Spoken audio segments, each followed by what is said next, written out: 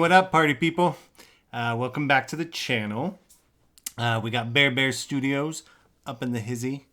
So wanted to do a quick review. This one's going to be pretty quick because the movie was awesome, so I don't feel it necessary to necessarily dissect the minutia of it, although there was a lot of minutia in it. Not so much minutia as viscera, like lots and lots of blood and guts. It was kind of awesome that way.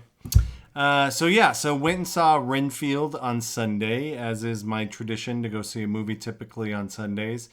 And it was great. It was a lot of fun.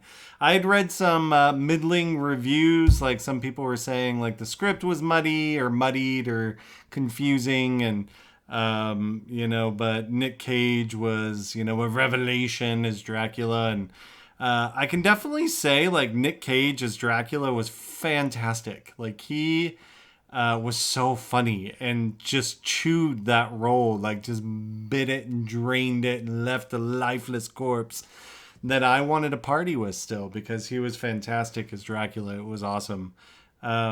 Nicholas Hoult, I believe his name is, played Renfield. His character basically, like 80 years ago, he ends up, for greed's sake, ends up becoming the servant of Dracula and abandons his family. And, and now, decades and decades later, after doing this bad, awful person's bidding, he wants to break free. He doesn't want to be doing it anymore. And so the movie basically centers around him breaking free of his codependency on Dracula. It was phenomenal. It was so funny, using that as this storytelling vehicle of having him breaking free from his codependency. It was just funny. It really had this sense of whimsy and heart to it, and this real kind of understanding of the struggles of relationships, and then just fucking slays it in terms of just humor and gore. It's so gory, blood flying. We're talking buckets of blood and viscera and ripped off arms, and it's all just this wonderful marriage between a traditional horror movie, combining it with a comic book and its sensibility. So it just has this kind of exaggeration to it, but also feels very well lived in. The scenes and stuff were so nicely developed. There's this bar they go to. It's Mutates or Mutatis. I'm not too sure how to pronounce it. It all takes place in New Orleans, which makes it even better. And they have what's his face, John Ralphio from Parks and Rec. If you guys know who I'm talking about, he's fantastic. Don't be suspicious. Don't be suspicious. And and so he's in it, and and then Aquafina, who's just, I love her. She's so funny. She's just, I want to be one of her best friends and just go around and listen to her talk and talk shit about people. I just think she's so awesome. Ever since what was that movie called? Filthy Rich Asians? Is that it? That can't be right. Does it have the word filthy in it?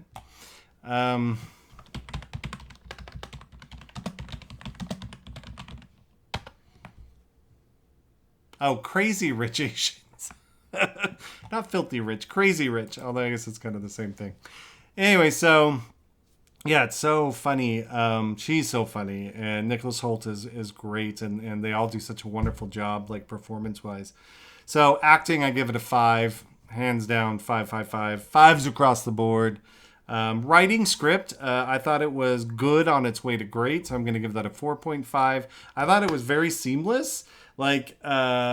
Renfield trying to break away and getting his own apartment, and he decorates everything in pastels and colors, and his entire costume after he tries to get away and stop eating the bugs and stuff.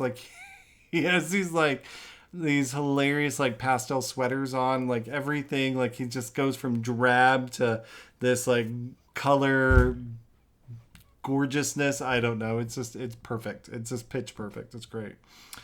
Score and sound, so the music and everything, it was good. I thought some of their song choices for the action sequences were good. There was one scene that reminded me so much of Charlie's Angels, when they would use Flip Your Bitch Up or something. I forget what that song's called. I'm just totally butchering titles.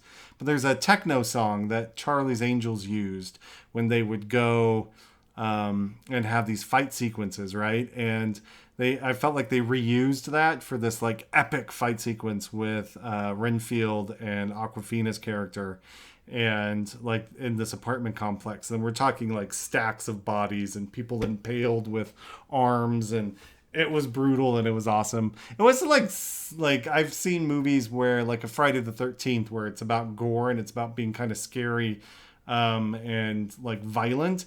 This was like violence for the sake of fun. It just had a totally different fun vibe to it. So I'd say score sound was a 4, though it was good. Set design, cinematography, editing. The cinematography was so good. Like the sets were so well put together. The editing was very smooth, like from scene to scene, and then like even the action sequences were nicely put together. I thought that was great. So I'd give that a 4.75. Moving towards great, I should say. And then so you take those 4, divide that out, you end up getting the overall direction score, which is a 4.5. And so all told, this is an A-. We're going to go ahead and give Renfield an A-. I thought it was fantastic.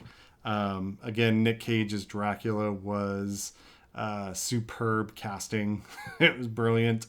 And then the overall performance by everybody else, Nick Holt and, Aquafina. Let me make sure I'm getting that name right. Renfield.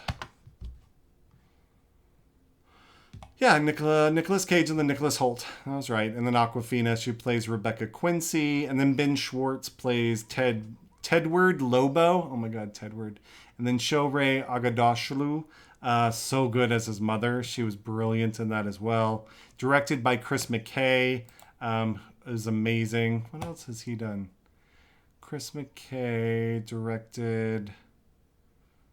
Oh, he did The Tomorrow War, which was awesome. I liked that. That was a movie with Chris Pratt. And then he did Lego Batman. That's awesome. Looks like he's done some work with Robot Chicken. That kind of makes sense. His sensibility. It definitely has a comedic sensibility. A comedian sensibility. Yeah, no. Go see it. It's great. All right. Peace.